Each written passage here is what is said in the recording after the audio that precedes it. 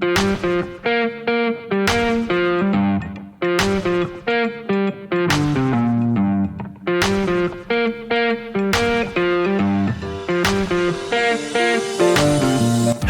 and welcome to Let's Pod This.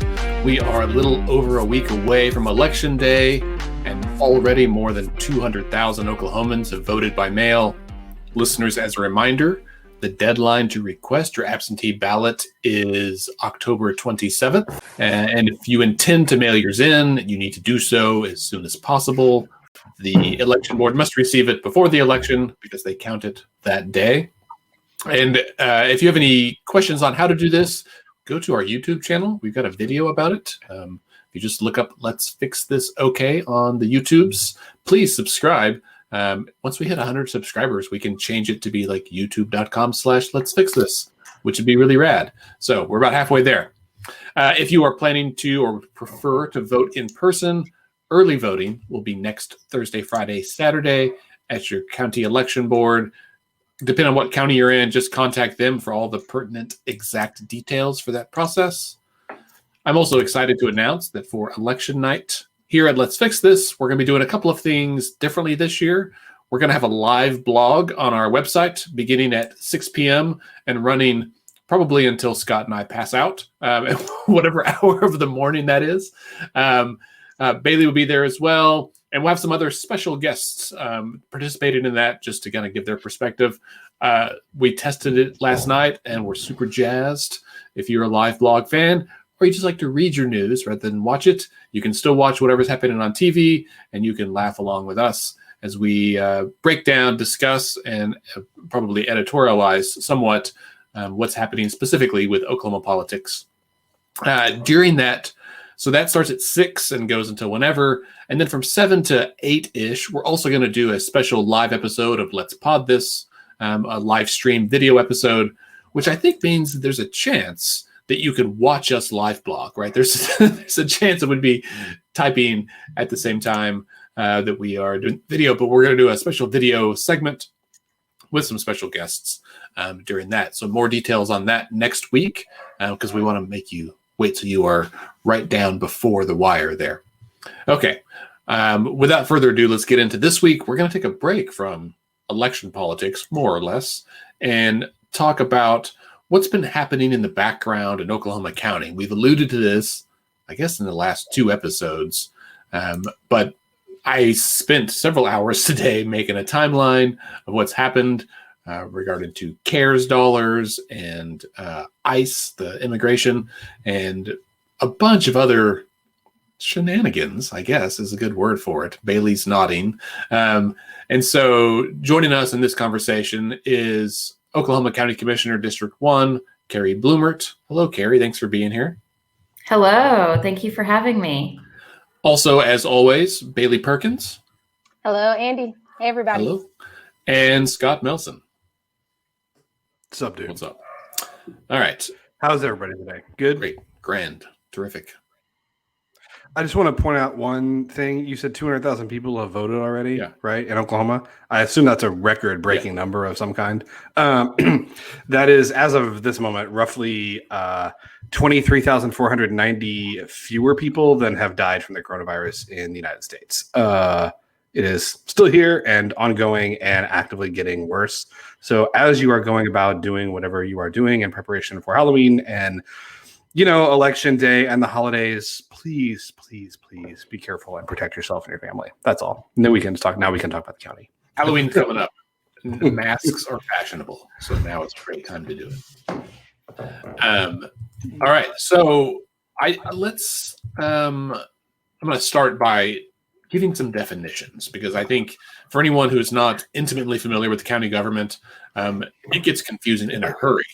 And I say that as some of you spend most of the day writing it down. Commissioner Blumert, you have understand this even more so. So from my vantage point, I think there's 3 boards that need to be defined, and it's important, I think listeners know who serves on each of these boards, right? So there's the Board of County Commissioners, which is the 3 county commissioners. Yes. So that's Commissioner Blumert, Commissioner Maughn, and Commissioner Kevin Calvey. Each county in Oklahoma has 3 county commissioners, right? So Yes. 77 times 3. So just a quick pause there. An interesting deal, right? If you have a board with only a public board with only 3 people, that means 2 people is a majority. And so there's all these like weird stories about how county commissioners aren't allowed to ride in the elevator together because if there's 2 of them in the elevator, they could collude and make a decision without the third person there. And 2 makes a quorum. Yeah. So Yes. that's another interesting Yes. component of county government is that all it takes is 2 people to be present for decisions to be made. It takes Yes. 2 to make things all right. So Which is like, scary. right. So you can't go to lunch with just Commissioner Calvey because Correct. I cannot. I cannot go to lunch with them. I cannot send them an email regarding county business. I cannot send them a text message regarding county business. And I cannot pick up the phone and discuss county business. The only time I can discuss county business with my 2 colleagues is if we are in an open meeting. oh my gosh, I And didn't the think same about thing, His head just exploded. and the Yeah. same thing applies to even our county election boards because they operate the same way because they have a chair, a vice chair, and a secretary. So Right. that's an interesting Oh, I didn't know component that. to county governance. So like what if one or the other, just by happenstance, like let's say Andy and Bailey and I all lived in different districts in Oklahoma County and we all ran for county commissioner and we all won. Like the 3 of us like talk and text like all the time. How do like because you just have to like never talk about business and then you have to have a way to prove that if you were together you weren't talking about business. Or Sort of. So Commissioner Calvey and Commissioner Maughn are friends outside of work. I don't think they spend a lot of time together, but just given it's Republican politics, they know each other. Just like I go to events and I see Senator Kurt at events. I'm friends with Senator Kurt. I text with Senator Kurt. I think they have the same type of relationship where they see each other out in the community.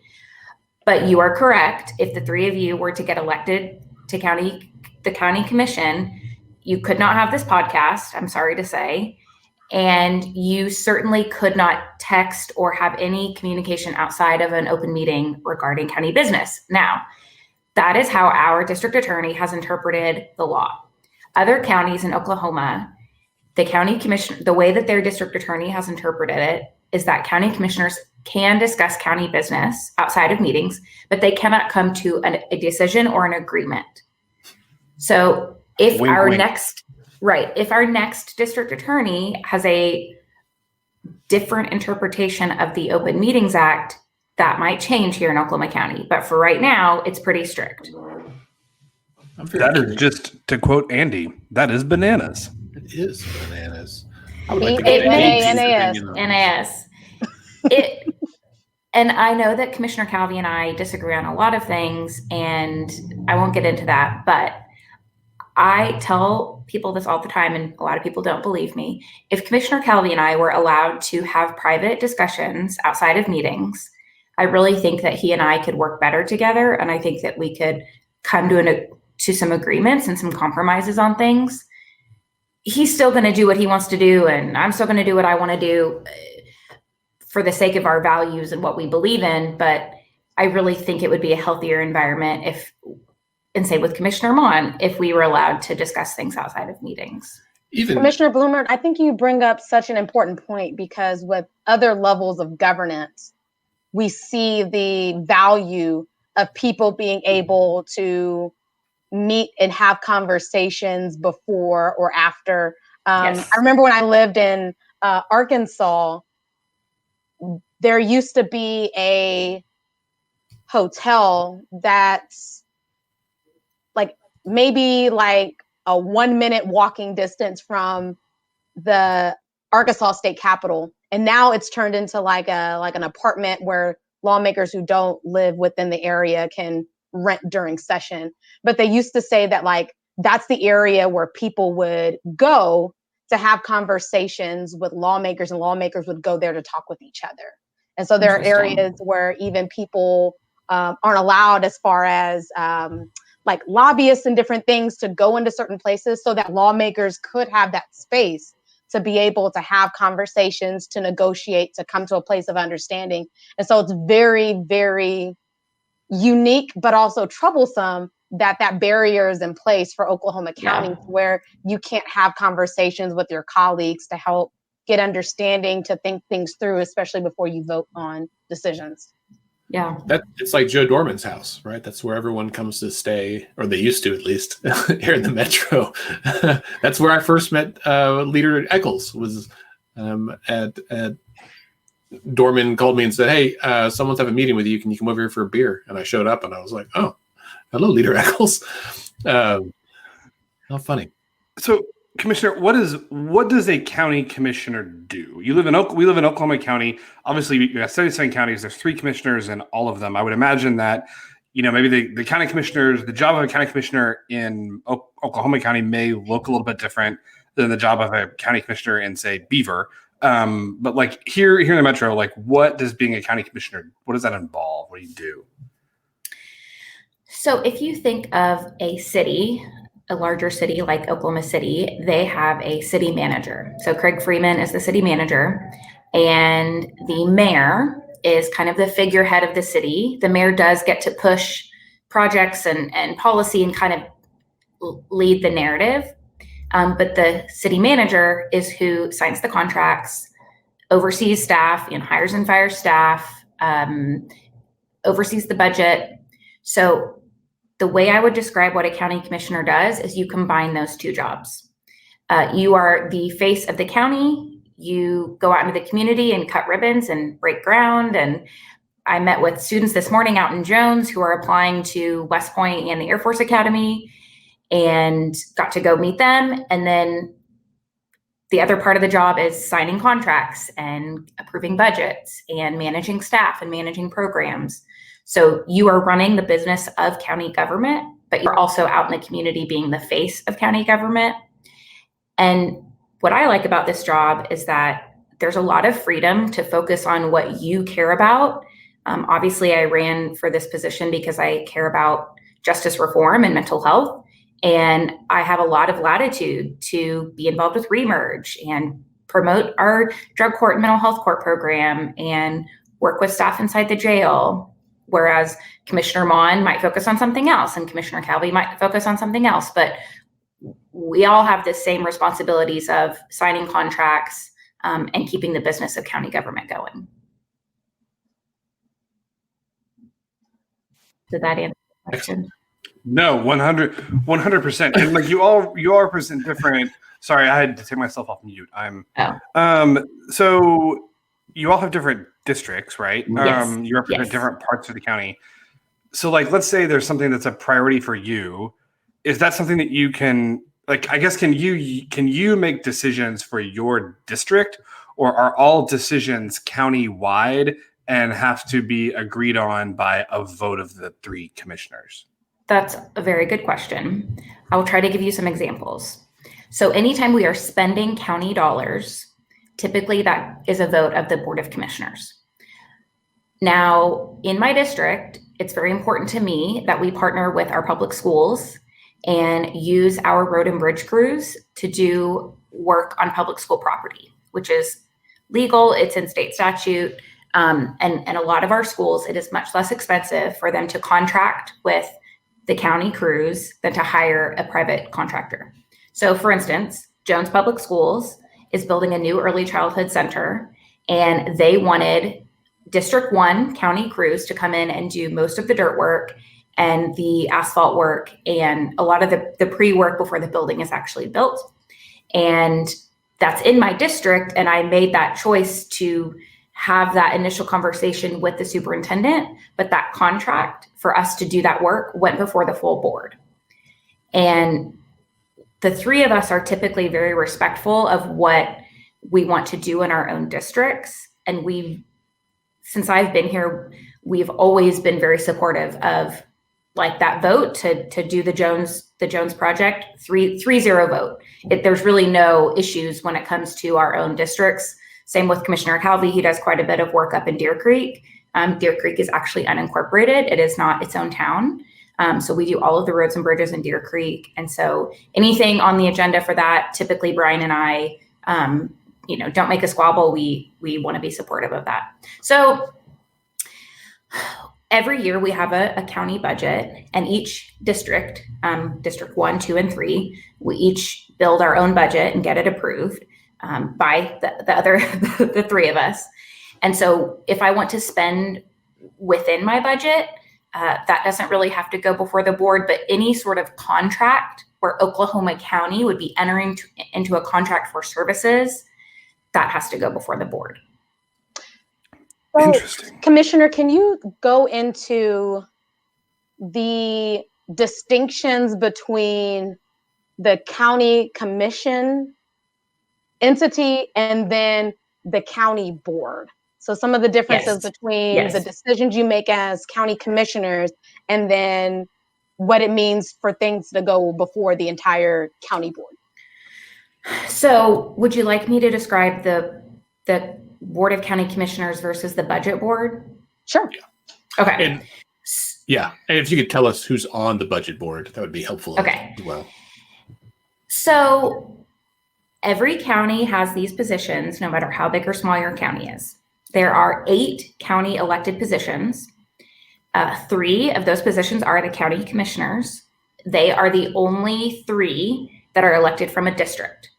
All the other county elected positions are countywide. So you have your 3 commissioners, you have your county sheriff, your county assessor, who assesses the value of your property, the county treasurer, the court clerk, and the county clerk. Don't confuse those 2. So those five last positions I named are elected countywide. Especially because we're going to be voting on them. So yes. So in November, county residents will be voting on county sheriff, county clerk, court clerk, and then if you live in District 2, you're voting for commissioner. Now, district attorney, the district attorney is a countywide elected seat, but the district attorney is serving a state function because they're part of the state court system. And so they are not, the district attorney does not serve on the county budget board. But the district attorney.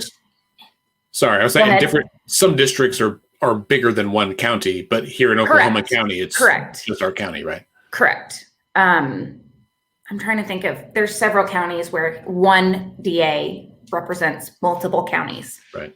So those 8 positions I listed are who serves on the county budget board. Now, not every county has a county budget board.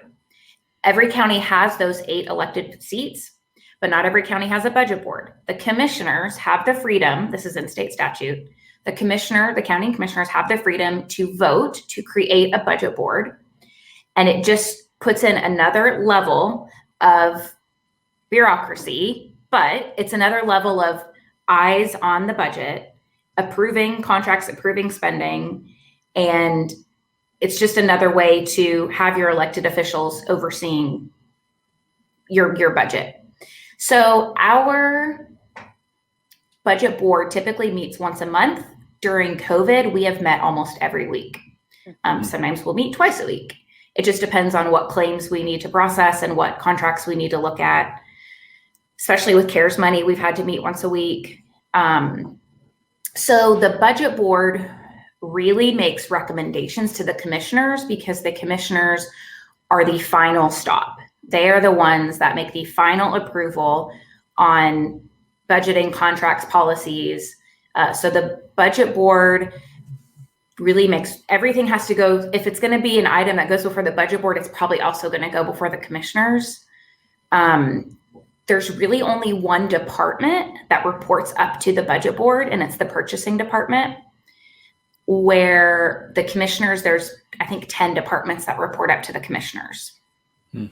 So this helps make sense, because if you go through the Oklahoma County website with all the meeting notices and agendas, right? Like there's all the county meetings on there, and it'll frequently be, and we will talk about this here in just a little bit, a vote on one day by the budget board to do something, and then that decision or recommendation goes to the commissioners to vote on Yes. another day. And as we get into talking about the jail trust, then like it trickles on down to the jail trust, like some Yes. like things with CARES dollars, right? It's been like bing, bang, boom. Yeah. And so you have multiple votes on essentially the same issue before it Right. actually happens. But the only vote And I that's would- binding is the county commissioner vote, right? Like everything else is just recommendations. Yes, I would sort of equate it, and Bailey, maybe you can speak to this. I would sort of equate it to a bill that goes back and forth between it's voted on in the House, it's voted on in the Senate, and then it's voted on and again in the House. It is many levels of bureaucracy, but it's there to put more eyes on things so that things don't slip through incorrectly or behind the scenes or anything like that. Mm-hmm. Well, especially to elevate the point we lifted in the beginning, that you have a body of 3 making decisions, and it takes 2 to make a quorum. So Yes. you are leaving budgetary decisions in the hands of potentially 2, but ultimately 3 people. And so that layer of checks and balances makes sense to have that approval, because I think you're spot on with even the legislative process. Like, it's extensive for a bill to go to law, but especially a budget bill, because it starts in like all of these subcommittee levels that go into a committee that then go to the floor. But then if there's changes, it goes back to the other. So it is just a layer of transparency that makes sense for such a small, powerful entity.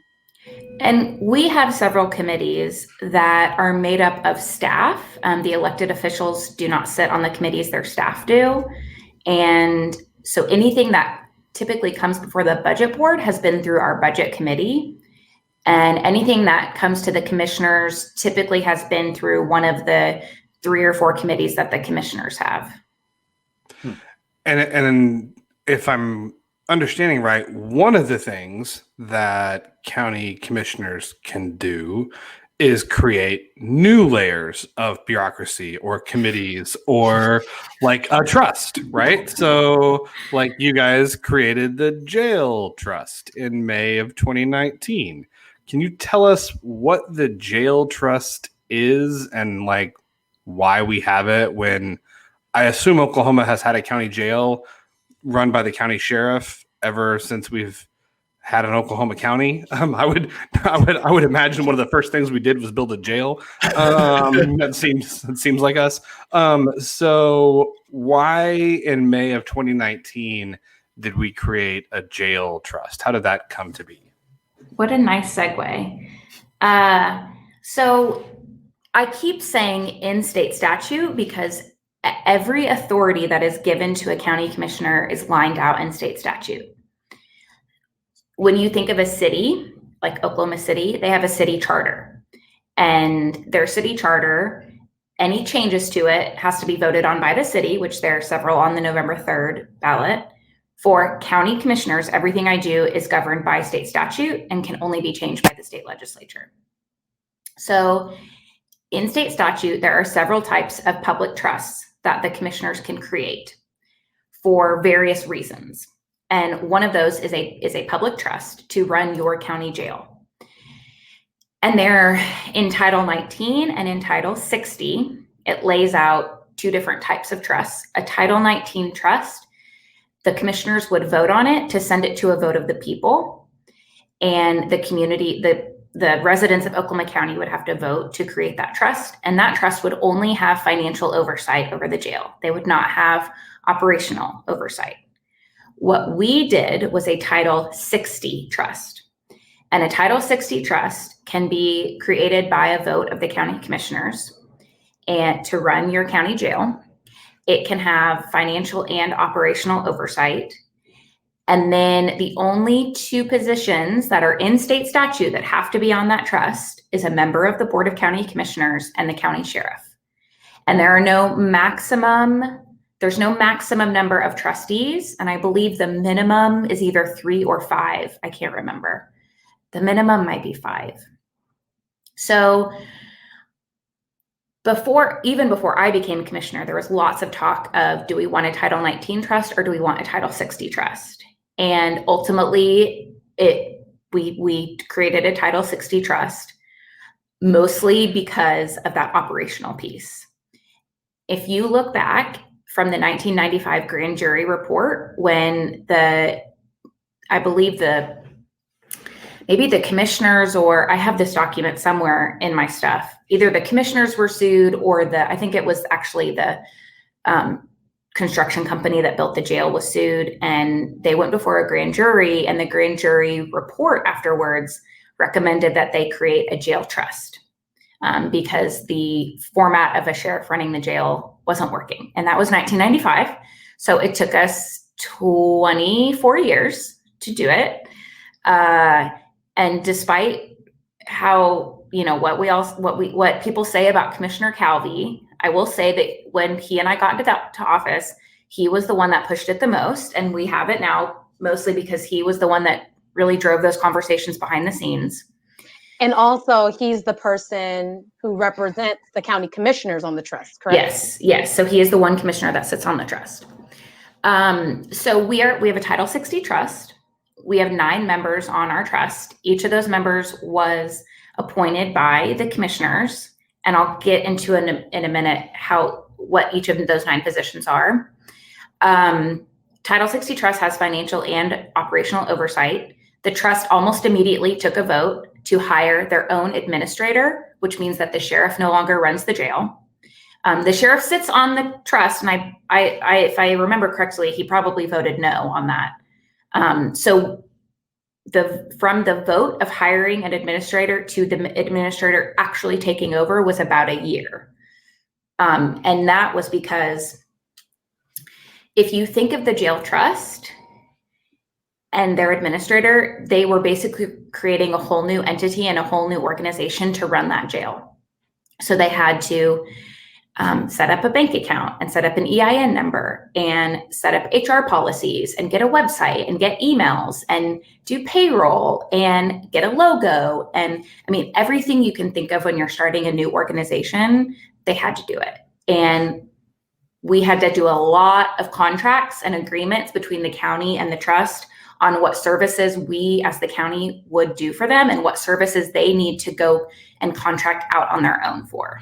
So did we hire, like when you say a jail administrator, did we hire like a person who is now our jail administrator, or did we contract with like a private corrections company who runs private prisons to come in and administer the jail? So the jail trust hired a man named Greg Williams, who is an independent person. He's not associated with any private company. He worked for DOC for many years. His background is corrections and social work. And he is not law enforcement. He has a background in running a detention facility and running a prison. So what I appreciate about Greg is, number one, he has an experience in social work. And number two, he does not approach the job from the lens of law enforcement. He approaches the job from the lens of, this is a government-run facility that needs to be a humane facility with a focus on customer service and spending tax dollars wisely and helping people get the resources they need while they're here.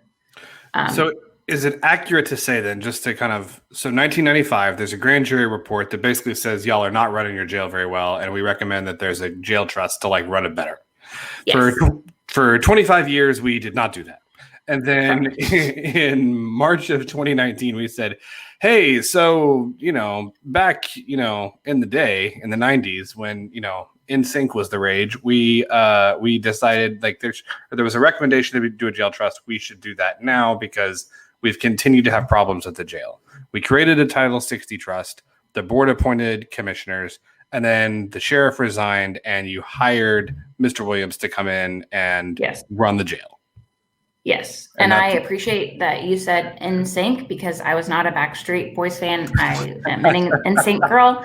So I hear you, me too. And I think this is a good time for, go ahead, Andy. Well, I was going to say just some other points on that timeline. So, because we're gonna kind of walk through the last year-ish, right?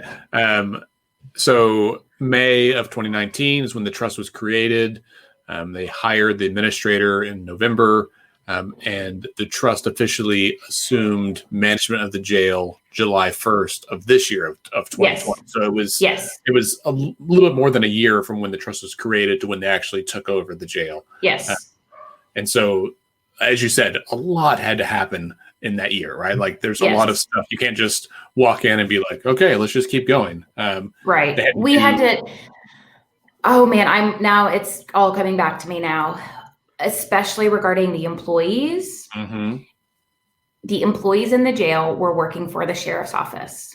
Anyone who wanted to continue working in the jail had to switch their employment from the sheriff's office to working for the Criminal Justice Authority, which is the official name for the jail trust. Mm-hmm. So we, as the budget board, and then I was on the retirement board then, we had to take several votes and draw up several contracts to allow those employees to keep their benefits, keep their retirement, keep their insurance, keep their vacation hours, keep their sick hours. We had to hire outside counsel. We hired McAfee Taft to help us draw up all of those documents because there was a lot of fear from the sheriff's office during that transition because those employees wanted to keep their benefits. Yeah. That's just an enormous undertaking. Yeah. Anyone who's changed jobs, as we all have, like it's a headache for yourself to change jobs. Imagine doing that for the entire jail for people who were staff. It was not up to them, right? Like it was you were like, this is happening. If you want to keep working here, you gotta reapply. Right. Okay. So Andy, this is why it took a year though. Yeah. I'd like to put a point within that timeline to also add in March of 2020 is when a pandemic started. So that's another important pinpoint in the timeline of the creation of the jail trust and an added level of complication of what county government had to deal with at the time. Yeah. Hello, COVID. Yeah. So on the trust, Carrie, Commissioner Blumert, you were going to talk about how the jail trust members got there, right? Okay. I'll let you do. So we have 9 trustees. One is Commissioner Calvey. And the way he got on there is that the 3 commissioners voted on who would be our representative. I did nominate myself and I did not get a vote. Wait, you didn't vote for yourself? I didn't get a second, so that no vote could take place. It takes the 2 others to make that vote happen. Yeah. Oh, dadgum Robert's rules. If only I could second my own motion, So it's Commissioner Calvey, the sheriff, once he lost his reelection, because it's this awkward time where he's not going to take office again in January, but he has to finish out his term. He publicly announced that he was resigning, which technically he can't really do that. That was just him saying, I'm going to always send my representative. So his representative is his general counsel, Danny Honeycutt. And so Danny is there on behalf of the sheriff's office and votes on behalf of the sheriff's office, but the sheriff can't legally resign from the jail trust. You're like, no, I don't want to do this.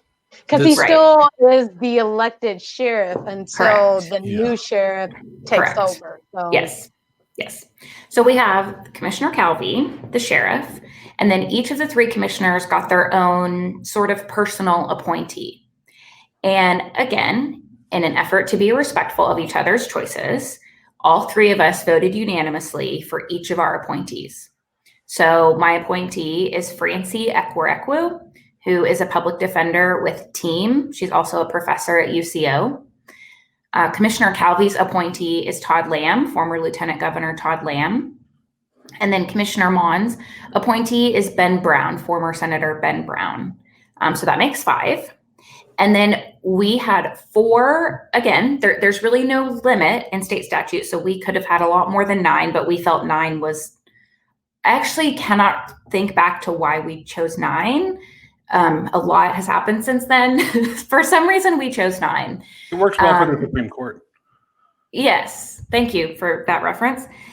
So the final 4, it sort of evolved that the Criminal Justice Advisory Council, which is a community council of all different stakeholders in the justice system who meet once a month. It's chaired by Clay Bennett, the owner of the Thunder.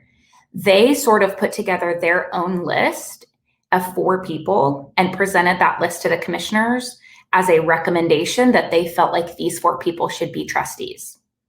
So we took their recommendations and we actually voted on those 4 as a block. We did not vote on them individually. And there really was no, there's nothing in state statute that says how you are to choose those other people. That's just sort of what happened and how we chose those 4. So the 4 people are Tricia Everest, who's former Assistant Attorney General and currently the board chair at Palomar. Ann Arnall with the Arnall Family Foundation and founder of the Diversion Hub. Jim Couch, former city manager for Oklahoma City, and M.T. Berry, former police chief for Oklahoma City. So that makes your 9 members. And then they hired their own general counsel. They hired their own jail administrator. And then since then, the jail administrator has hired some of his own team inside the jail.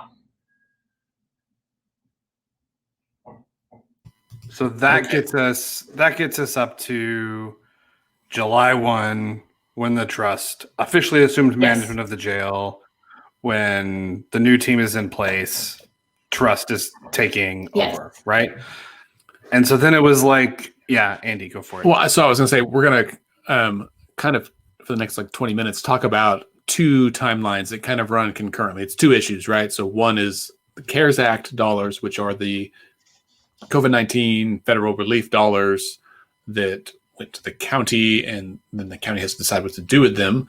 And then we'll also talk about ICE, which is the Immigration and Customs Enforcement, and their relationship with the jail.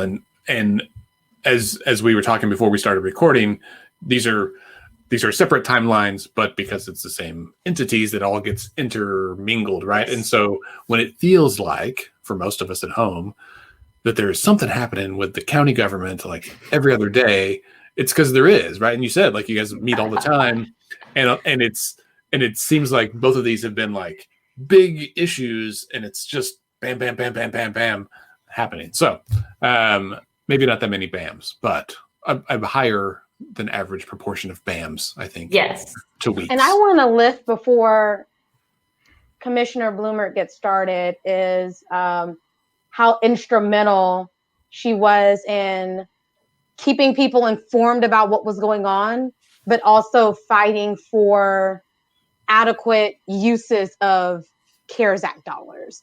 And so there may be frustration about what's happening in the process, but I'm grateful to have somebody on our podcast today who can walk through the different steps that have happened, and who was an integral part of pushing for accountability in this process and pushing for different usage of our dollars. So want to thank you before we get into the discussion, because it's going to get complicated. I will second that.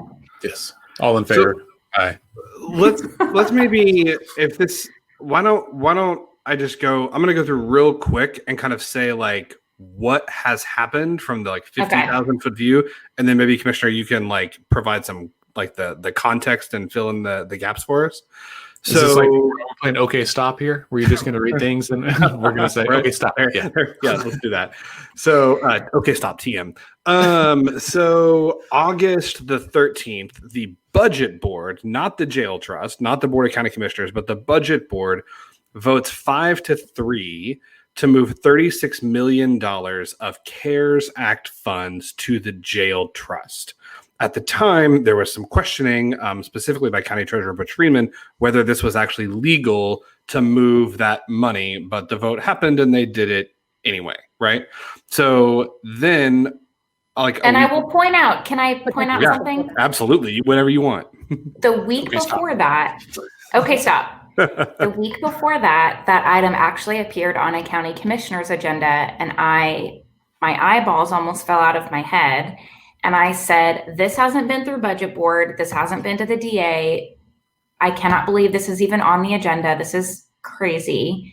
And so Commissioner Calvey was the one who put it on there.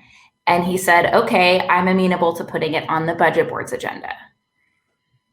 So it did make it on an agenda the week before, but it was so preposterous to me that I requested it go through the right process, thinking that it would just totally die in budget board.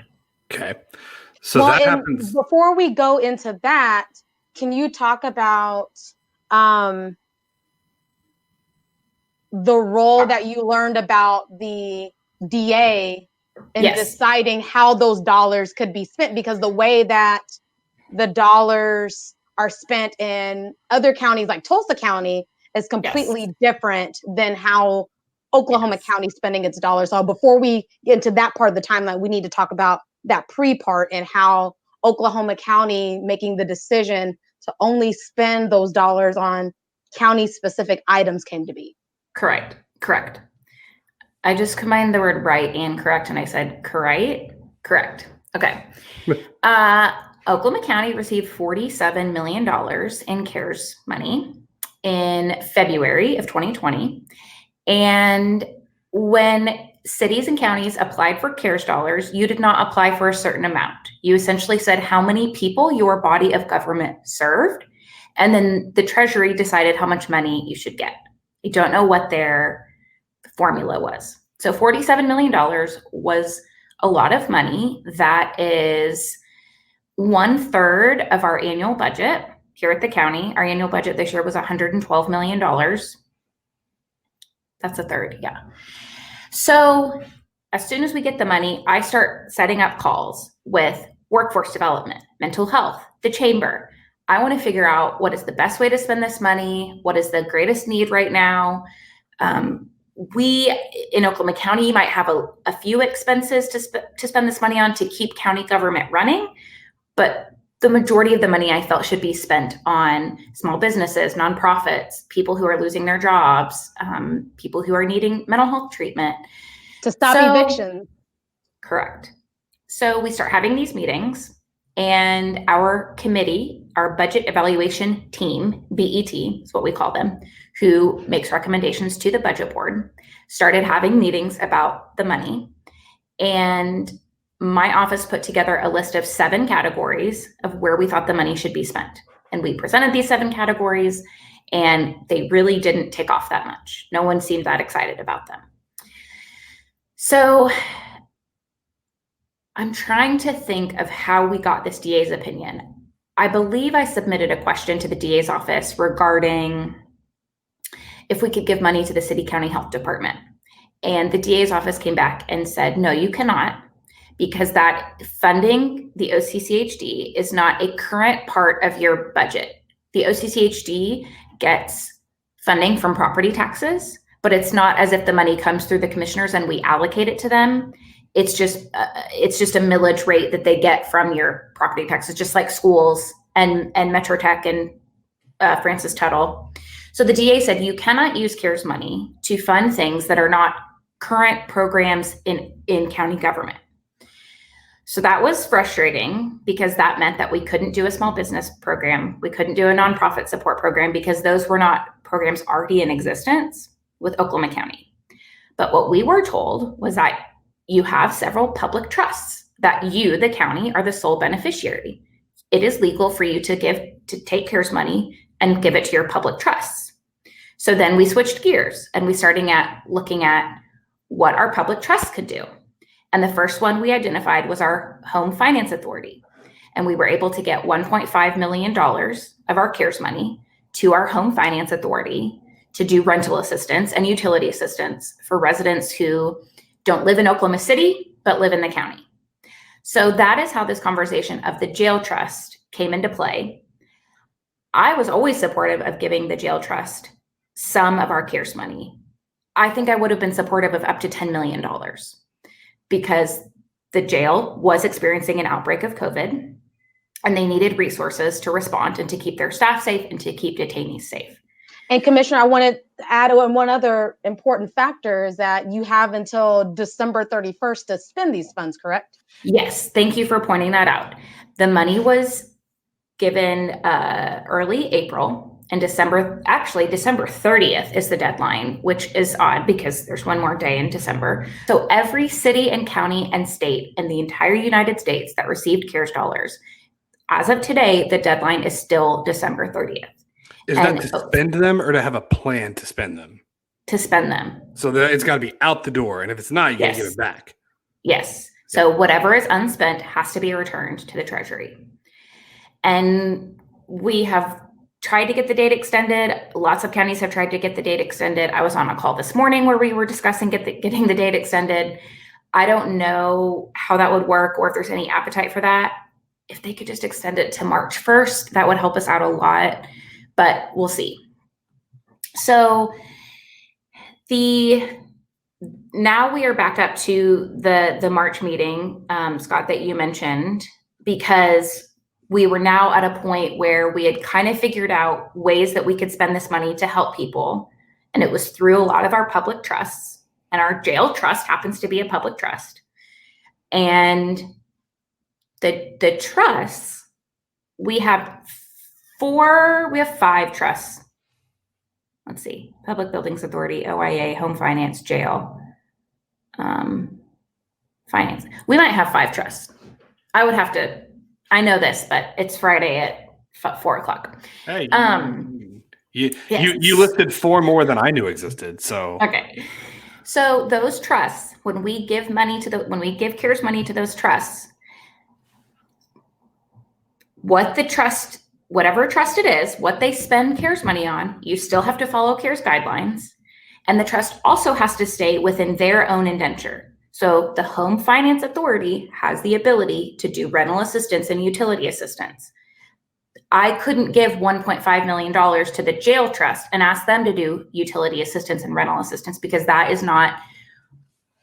they don't have that authority. It's not their deal.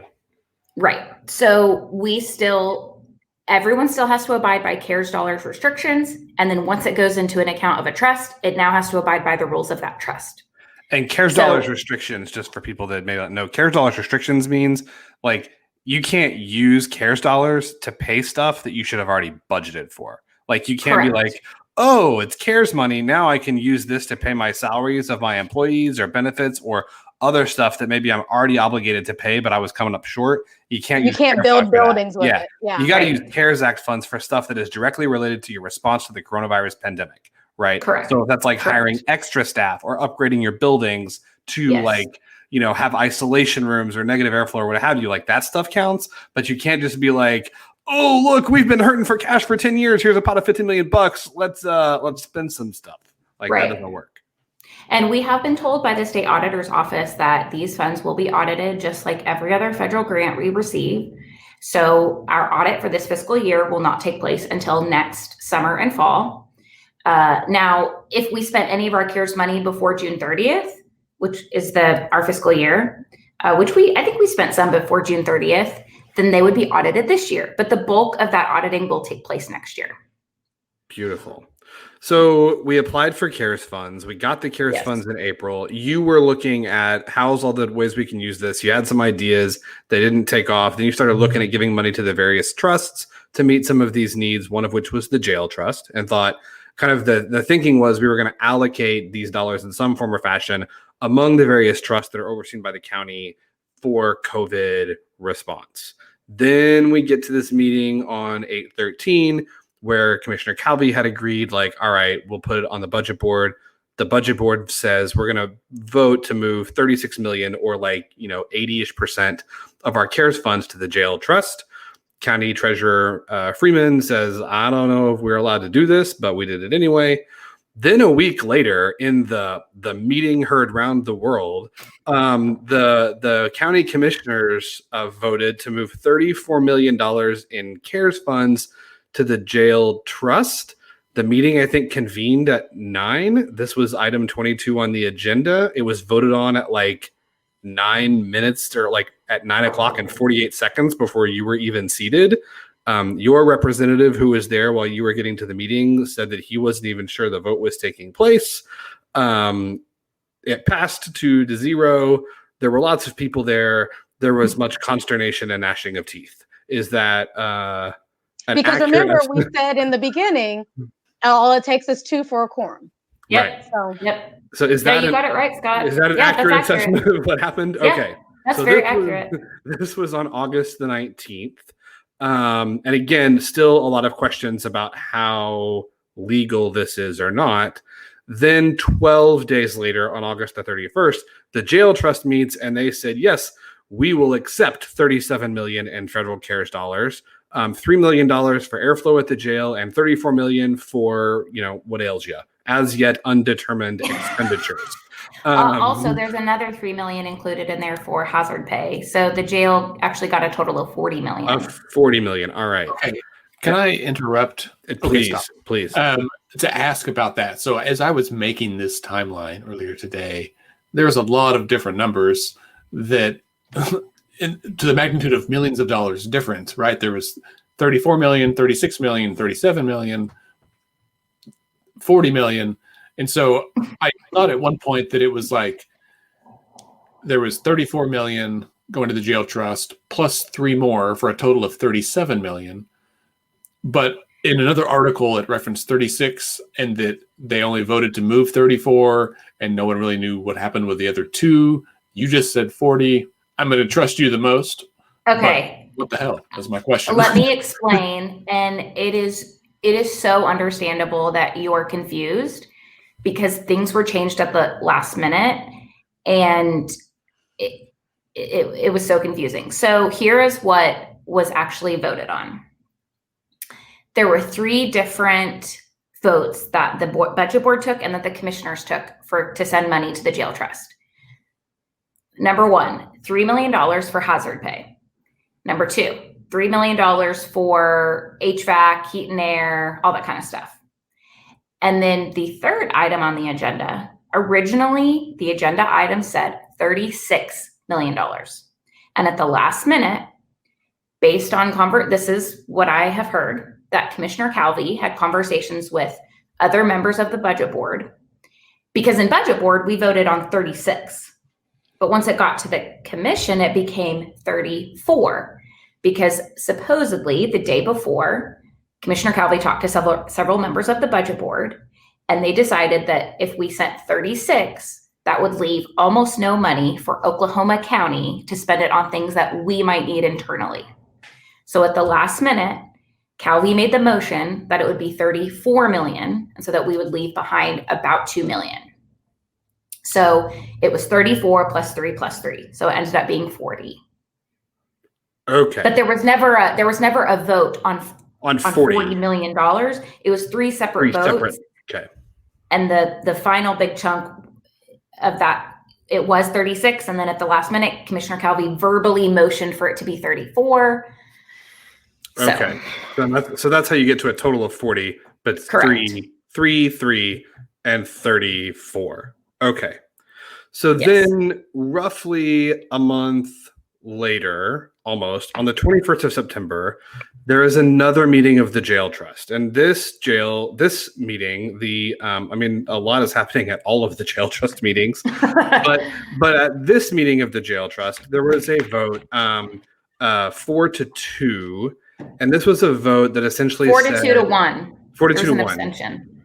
Not to honor ICE detainers. Now, real quick, essentially, and if I get this wrong, Commissioner, okay, stop me and correct it. But okay. the super brief way of thinking about this is that, okay, somebody gets arrested, they're at the Oklahoma County Jail. They would otherwise be eligible for release. However, Immigrations and Customs Enforcement, also known as ICE, has said, hey, we have an interest in this person for possible immigration violations. We want you to hold on to them, even though they should be released for the reason that you arrested them. So that is a perfect explanation. I got arrested for allegedly stealing a candy bar. I got booked. I spent 24 hours at county jail. I made bail, but ICE has said, nope, that Melson, he looks like he is, doing something he's not supposed to be here. Hold on to him for 2 days until we can check it out, right? Yes.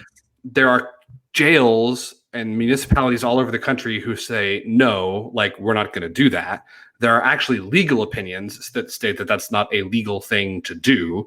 And at this particular meeting on September 21st, the jail trust voted saying 4-2 to 1. We are not going to honor those detainers. We are not going to cooperate with ICE in this particular way. However, it was the detainers and having 2 ICE agents officing in the jail. Okay. So when you're booked in at our jail right now, you come face to face with an ICE officer, and he or she or they look up your information and figure out if you are of interest to them. And so the vote was also to remove those agents from the jail and no longer cooperate with them in that way. Okay.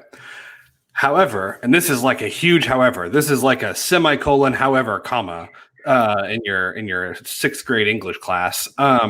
What it turns out that in the rules that govern the jail trust, you can't have a vote of 4 to 2 to 1 and like pass something. You got to have 5. Right. And for reasons that I don't know are super important, that was 4 to 2 to 1. So there had to be, or there was going to have to be a re-vote, right? Correct. To see what would happen. The other thing that happened at this particular meeting is that the trust passed a resolution saying that, yeah, we're going to accept that $34 million from the, we're going to accept that for $34 million from the county commissioners, but we don't have a plan to spend it. We have a lot of things we need to spend it on, but we're not sure which ones, and we're not sure which ones are legal. And, but we're going to take the money for now and figure out how we'll spend it later, hopefully before December 30th. Is that right? That's correct. Excellent. So that's September 21st. Then on September the 30th, there's an emergency meeting. Why was the meeting an emergency meeting? It was not a regularly scheduled meeting. Oh, okay. Yeah. The word emergency, it can be interchanged with the word special. Okay. You can have a special meeting and an emergency meeting, and they mean the same thing. Okay. It's just a meeting that was not previously scheduled with the Secretary of State, and it's to discuss and vote on business that needs to be voted on immediately. Interesting. Okay. So there's an emergency meeting. The jail trust authorizes $3 million in CARES money to be used on a no-bid repair contract with an out-of-state contractor. I would just like to take a point of personal privilege here and state that I am always hearing from elected officials that governmental agencies need to, we should, people don't run their households like this. And so we should run government the way families run their household. I always do any repair work at my house on a no bid contract with an out of state contractor. When something breaks at my house, I just Google somebody and say, hey, can you come fix this? And don't worry about how much it's going to cost. Tell me later. That's the approach that I take. But that's neither here nor there. So there was an emergency meeting to get and is this $3 million additional dollars on top of the 3 plus 3 plus 34 that we contracted earlier? So now it's a total of 43, or is this? No. I think that 3 was the 3 we voted on specifically for heat and air improvements. Delightful. Yes. Okay. Yes. Yeah. So this is on September. And to answer your question about the bidding process, I am not completely clear on what types of purchasing procedures and bidding procedures a public trust has to follow. That would be a question for the Trust General Counsel. The Public Buildings Authority Trust that I sit on, that the 3 commissioners sit on, we follow every regular county purchasing procedure that the county commissioners have to follow. So there's concern for me. I'm not going to say that they're not following purchasing procedures because I don't know legally what their purchasing procedures are. That would be a question again for their general counsel. Interesting. All right. So but it could lead to, I'm going to ask my cousin who does this and is charging the most expensive thing. So that makes sense. His specialty is fixing HVAC systems in jails. That's what he does. Yeah. It's his whole job. So the other thing they did on September 30th was they canceled the regularly scheduled trust meeting that was supposed to be held on October the 5th and moved those to October the 19th. Correct. And that was a little frustrating because Francie had requested to put the ICE item back on for the 5th and the chair canceled the meeting. So that was a little frustrating. So then this is when it gets like real sticky, I feel like. Spicy. There we go. So then on October 5th, like a few days later, the Board of Oklahoma County Commissioners, you guys met, and in a 2-to-1 vote said, oh yes, the jail is in fact going to cooperate with ICE detainers. Now, this, I am not the sharpest, I'm not the sharpest pencil in the box, but this is confusing to me because it seems like not 30 minutes ago, we established that you guys turned operation of the jail over to the jail trust. So how is it that you all can tell the jail what they do and don't have to do because you don't run it because the jail trust runs? Right. Right. That's why I voted no, because I did not believe we had the authority to pass that policy. Okay. And so, so you voted no. Commissioners Calvey and Maughn said, no, this is no problem, because Commissioner Calvey says that the lease agreement with the trust for operation of the jail states that they shall follow county policy. And so he is arguing we are setting county policy, but that's interesting because there's no other county entity to which this policy would apply. Correct. Right? Correct. And I will also add that there are some emails that have been released through an open records request since then that I didn't find until later when I was making this deal, from Commissioner Calvey to Chairperson Everest and some others. I forget. Yeah, like saying like, hey, we should take out some of this language in these contracts because we don't need all of that. And it paved the way for this kind of thing to be like, okay, well, we want them to follow our policy, so we're going to make the policy, and the contract that that we wrote earlier said they got to follow our policy, and so here we are. And it's to me as a layperson, it is one of those things where it's like I can get from A to B, I can get from B to C, but when I look from A to C, I'm like, what the heck? Yeah.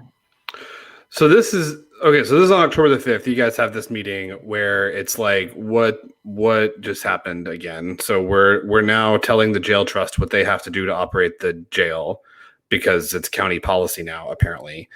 And then, Scott, we got to get to my favorite part about. Yeah. So then, do you want to take it from here, Bailey?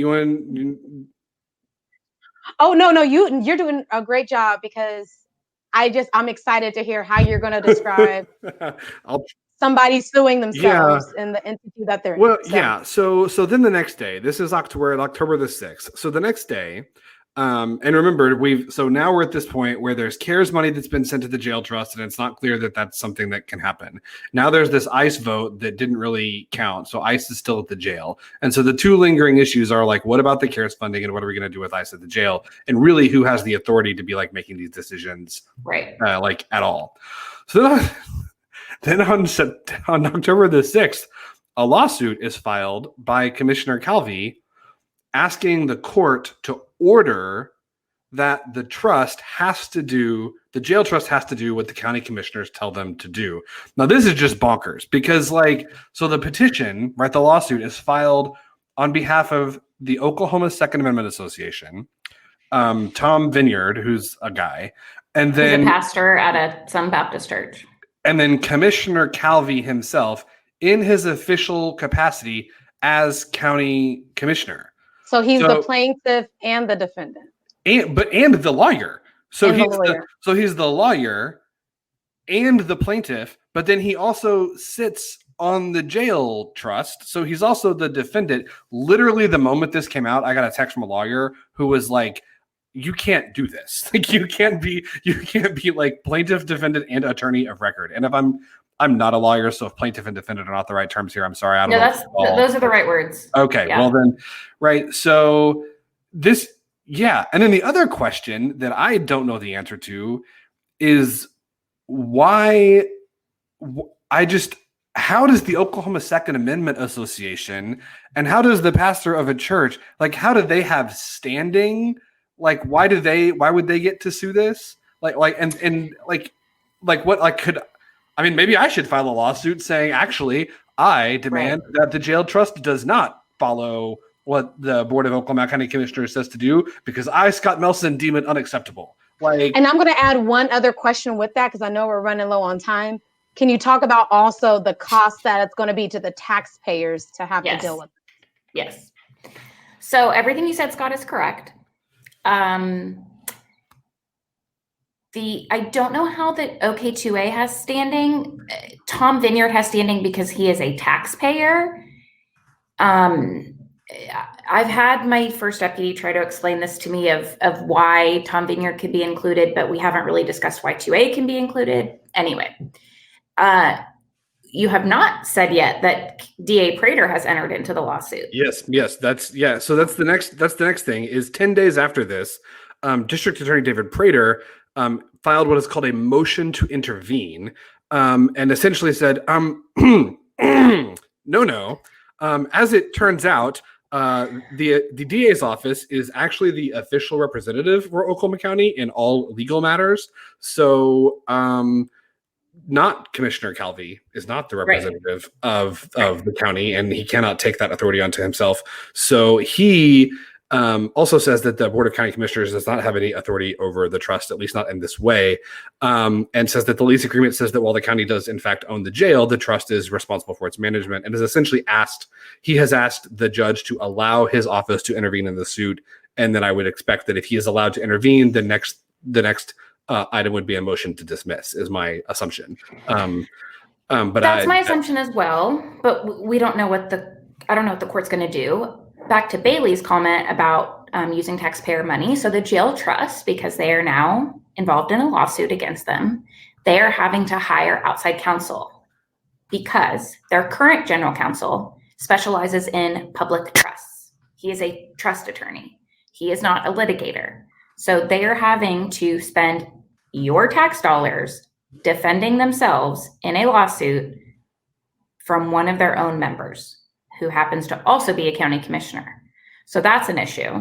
Now, I want the trust to be able to defend themselves. I don't dispute that, but it's frustrating that they're having to spend tax dollars on that. Sounds like efficient government to me. Oh, yes.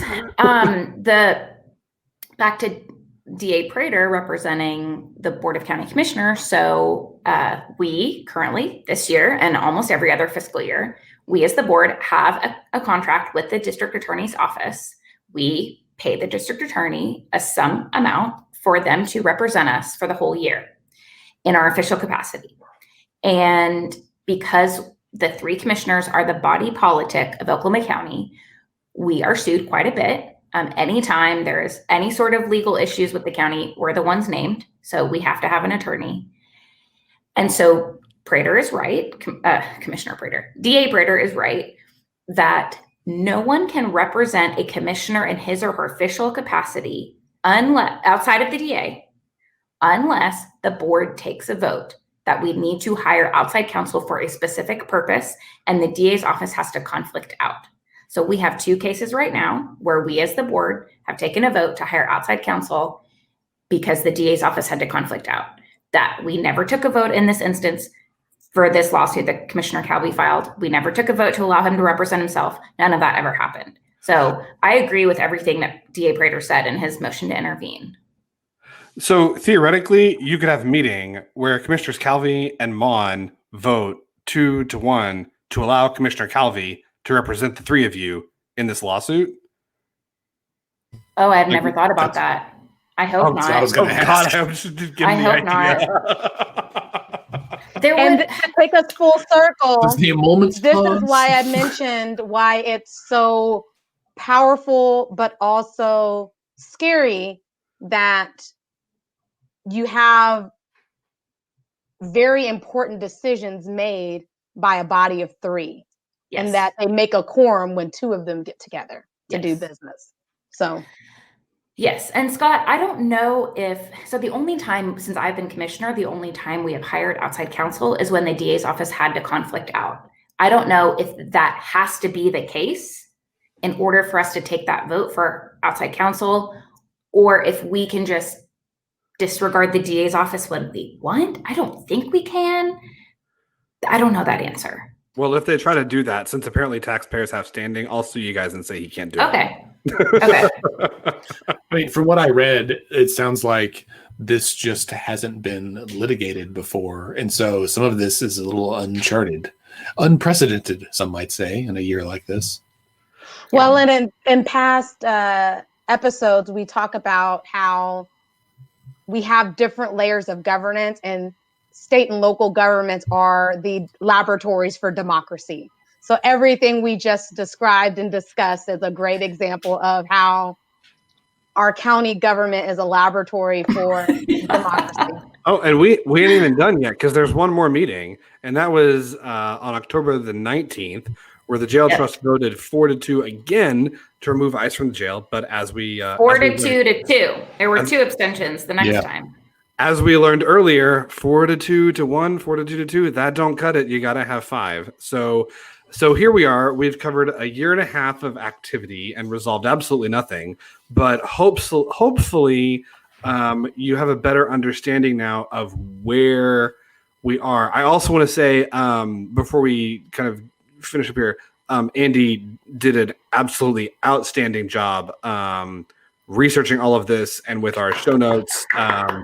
If you had asked me to just like kind of say the overview of what happened, I would have been like, well, there's a bunch of votes and there was yelling and ICE and millions of dollars and it all sounds like a bunch of malarkey. So, well, I will say thank you, Scott, and I will, if you want to call my wife later and let her know this was worthwhile because I did not get our leaky toilet replaced today because I was doing this instead. So that's on the agenda for this weekend. But I do think we need to wrap up here. And so if we could get a final statement from Commissioner Blumert about where we're at with the ICE decision and where we're at with the CARES dollars as of today, October 23rd, so that listeners might know going into next week for whatever happens next week.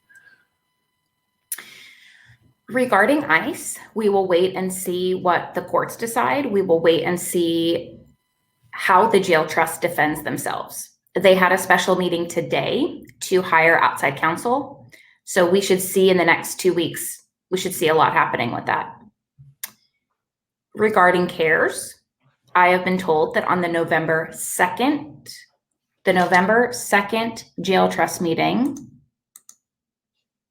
which is not this coming Monday, but next Monday, they are planning to have a discussion about how much money they will not spend. And my hope is that we can bring that back to Oklahoma County and hopefully by December 30th, spend it on things that will help the community. My main priority right now is small business loans for small businesses in Oklahoma County that are not in Oklahoma City. So Bethany, 4 Acres, Midwest City, Del City, Edmond, Jones, all of those towns. So that is my priority if we are able to get some of that money back. Because Oklahoma City got some CARES dollars that they've been able to leverage for those small businesses within there. That makes a lot of sense.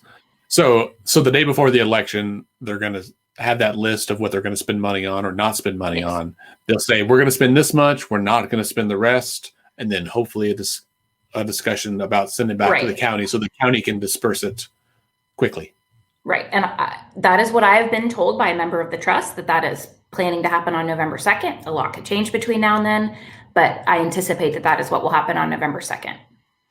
And to our listeners, I hope that you were able to see how spicy and exciting county government can be. So it's important that you're following all levels of governance because important decisions are being made all the time.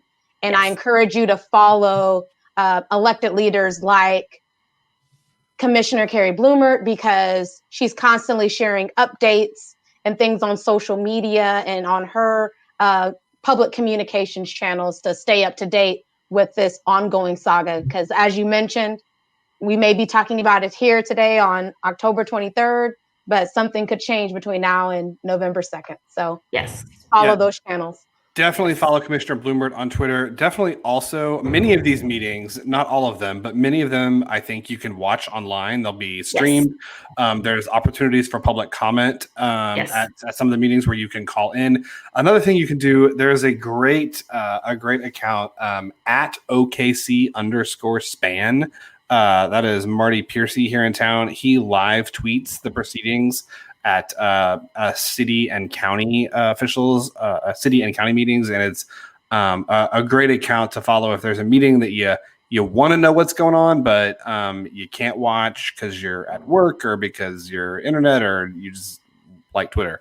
So you can follow Marty at OKC @OKC_SPAN. where he live tweets all the meetings. That's a great resource also. Yes. Terrific. All right. Well, thank you, Commissioner Blumert, for being here with us. Thank you for having me. Yes, always great to have you on the show. Last time I think we did it at Okanor, and it was a live show, and it was much louder than this. Yeah, that was election. That was my primary election night. Yeah. Fun times. That was a fun night. It was. Scott Bailey, thanks for being here. Of course, thank you. Would never miss it. You guys be safe out there. Please wear a mask. Please. Listeners, thank you for being here as well. Don't forget to rate and subscribe to Let's Pod This on Apple Podcasts, Spotify, or wherever you consume your podcasts, because that helps other people discover us and hopefully become better informed about local issues like this. You can follow us on Twitter and Instagram at Let's Fix This OK.